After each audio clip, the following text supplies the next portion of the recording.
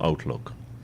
Exxon fined 289,000 US dollars for obstructing deposition in human rights lawsuit.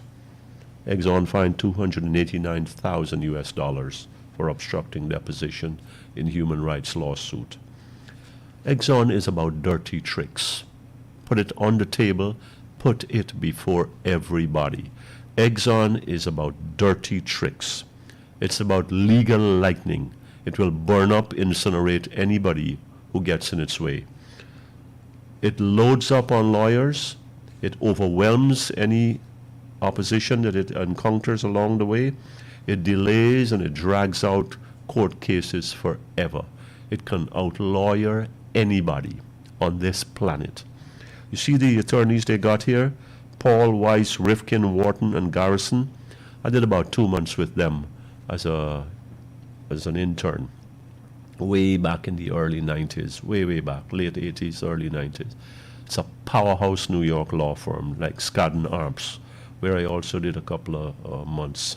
Here's the story. These guys fight to the death, and they are very expensive, and Exxon can afford it because they can't afford to lose. This is what happened in Indonesia. They had some problems there, and the Indonesian government, Exxon was making $1 billion, and Indonesia were making $1 billion US dollars annually in revenues. And this was in the 90s. And some people in a place called Aceh, I think it might be Aceh, in Indonesia, there was an area there was agitating against what was going on. And so the Indonesian government sent the army, the Indonesian army, and they ended up harassing and brutalizing their own people to protect Exxon's interests.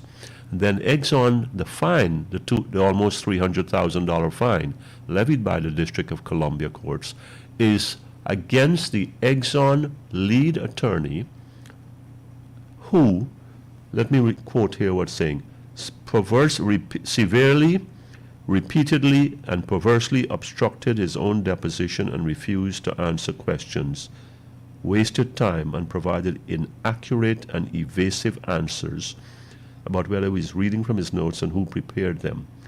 Well, I'm not surprised at all because I've seen this before, except that I didn't expect a general counsel for Exxon, somebody from Paul Weiss, to get caught in this kind of low trap, to trap himself like this. But these guys don't, there are no limits. They push the envelope to win, and win at all costs for Exxon. The CEOs put that in their heads. The legal team, the in-house legal team in Exxon says, we are going to fight, we take no prisoners, and we... So I think this is a good segue because also from last Friday's newspaper, we were told that the oral arguments were to begin last Friday in the oil tax case brought by the publisher of this newspaper, Mr. Glenn Lal, against the government of Guyana and Exxon.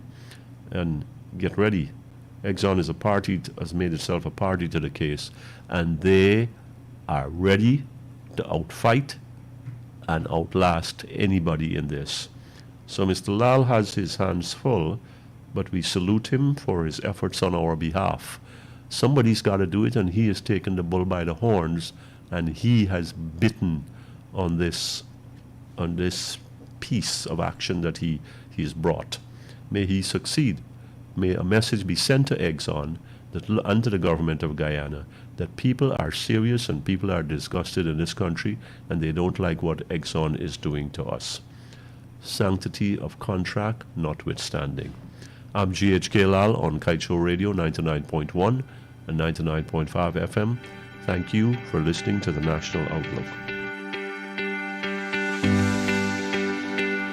Fellow Guyanese, without enough time, competent and trusted people in your life, consider yourself aloof.